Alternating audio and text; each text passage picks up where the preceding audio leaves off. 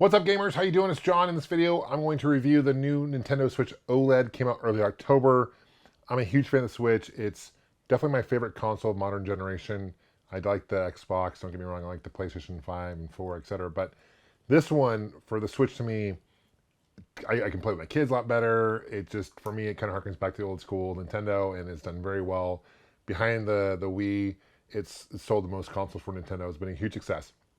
So it's really cool to see the system evolve, and this is the next evolutionary step, the OLED. Now the question is, the $1 million question is it worth picking up? It retails for $50 more than your standard Switch, which I have here. So the retail on this is $350 US, where the standard one is $300, and the Switch Lite is $200. So for $150 more than the Switch Lite, you can get this, or $50 more. Is it worth it though, right? It has a better display. That's definitely a big improvement. It is not 4K display, and it doesn't output to 4K display, but which is weird, is the new dock that it comes with has the 4K outputs.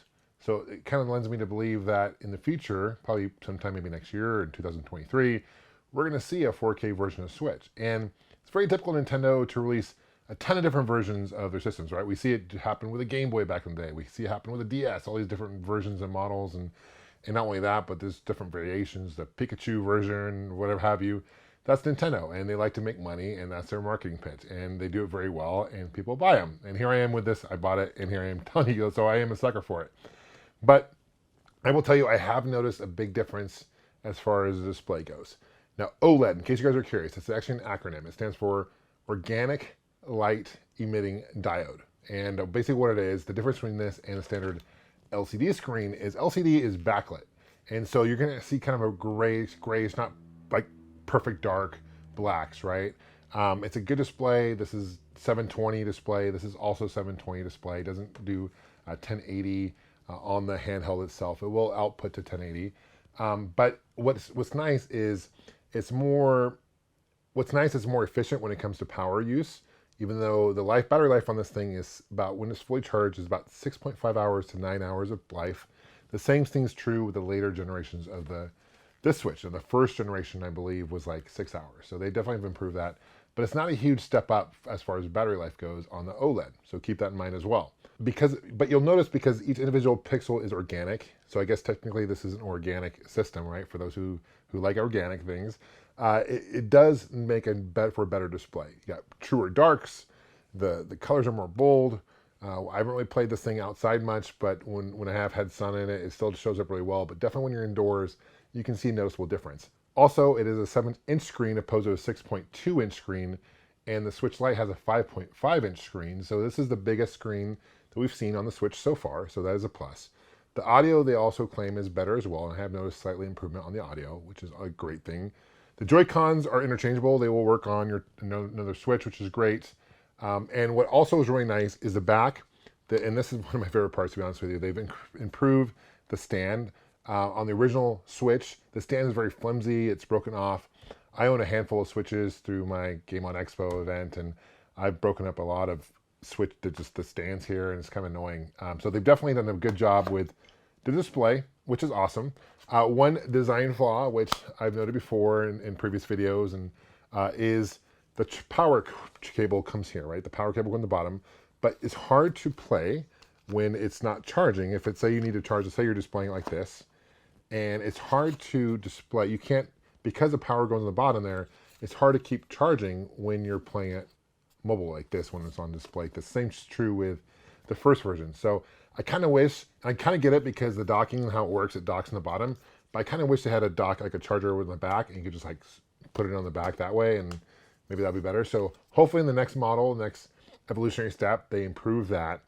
But I'm going to show you comparison and gameplay comparison, kind of go from there. Let me know if you guys have picked up an OLED or not. Let me know what you guys think of it. Leave a comment below. We'll go from there. Thanks for watching. Now, before I share with you the gameplay comparison between the original one and OLED, I do want to do a quick unboxing, show you the box is a little bit different. I got the white. This is the version that I tend to see the most of. I was lucky, shout out to my good friend Justin. He pre-ordered this for me. I bought it from him. These are really hard as of now to find in the store, so I'm really glad that Justin was looking out for me and I was able to get it from him. But I imagine these are going to be hard to find through the holidays, and probably sometime next year they'll be a little easier to find. I'm sure there's other versions of this. I think they have a classic red and white, or I'm sorry, red and blue versions as well. Here's the back. Kind of shows you the display, all that good stuff. Okay, so we're going to open it up and go from there. It's a lot more square than rectangular like the other one. So I obviously got the system already out of here. Okay, we've got HDMI cables, which is nice. Always helpful to have those. You'll need those. Here's the docking station. I'll unplug that in a second. I'll show that. Here's the cable. The power charger is the same as your standard Switch or Switch Lite, so that is nice. Those are universal. There's nothing new. Here's your controller grip adapter, which comes in handy. Of course, you have your Joy-Cons here. These are, I don't know what you call them, the things that slide on there. Let's open up the dock, because the dock does look different than the original dock, right? So let's open this up. This is white as well, which is cool. And it has the 2 USBs. You dock it in like so. Really, really easy. This thing opens up. Looks like you have a LAN, which they've added, which is nice. They got HDMI out, and this is your AC adapter.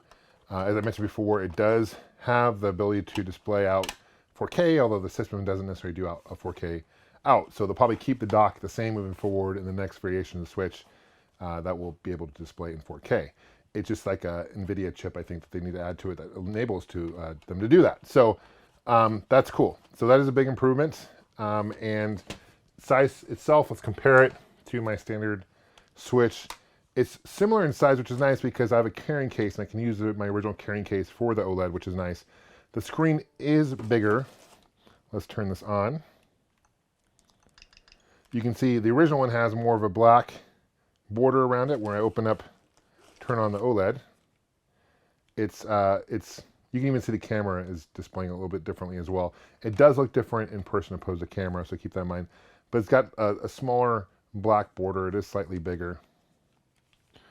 One also thing I'm just kind of disappointed with Nintendo on, to be honest with you, is the fact that it's hard to go browse online. Now, there is a workaround. If you go to your settings, your system settings, or internet settings, and change the DNS, I'll put a link below with instructions on how to do that. Let's go to internet. We'll go to settings.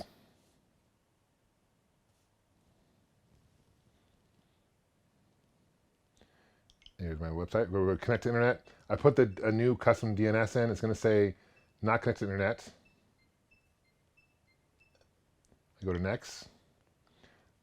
And it's going to give me an option for Google. So I can actually go on Google. I can watch YouTube videos on my Switch, do this little workaround. But the fact that you have to do this is extremely disappointing in my opinion. So I'll go to YouTube.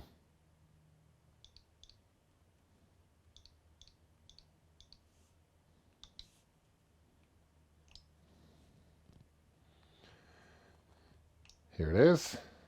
And it will start loading YouTube as you see here. So, but again, I kind of wish this was more like other modern consoles where you can go on the web browser. You can use it as a true entertainment device, right?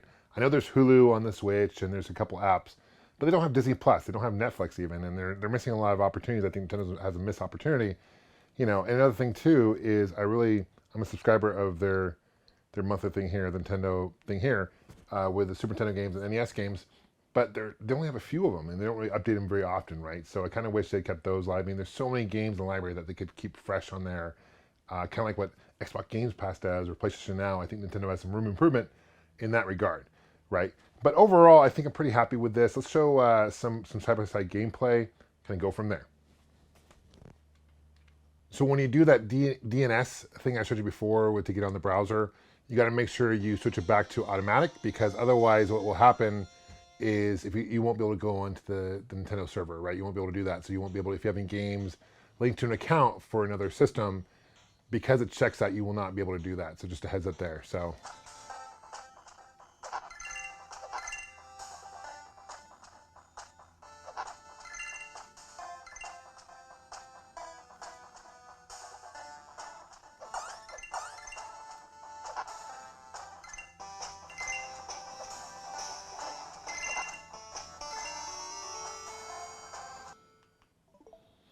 next game I'm going to show you is Hotshot Racing.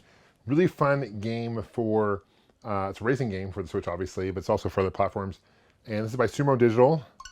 Jason Heine, my good friend, did the audio for this, the music, and he's the announcer in this. If you like the old school racing games, this is definitely one to check out. It's a spiritual successor to virtual racing.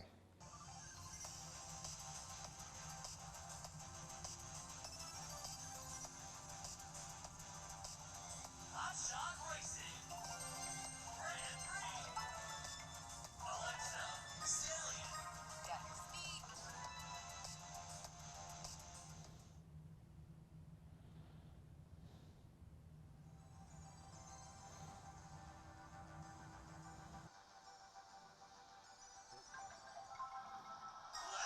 race. 3, 2, 1, go!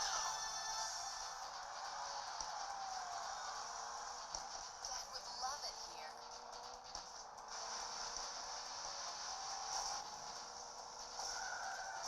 I could take a few bumps and scratches. So overall, what do I think about the OLED? A couple things I do want to mention before I end the review. The storage is double that of the normal Switch, right? Even though the normal Switch is 32 gigs, this is expandable. Both are expandable through micro SD on the back. I love the stand, by the way. It's much easier. It's not as flimsy. Micro SD card here, expandable up to 2 terabytes. So the standard Switch, 32 gigs internal memory.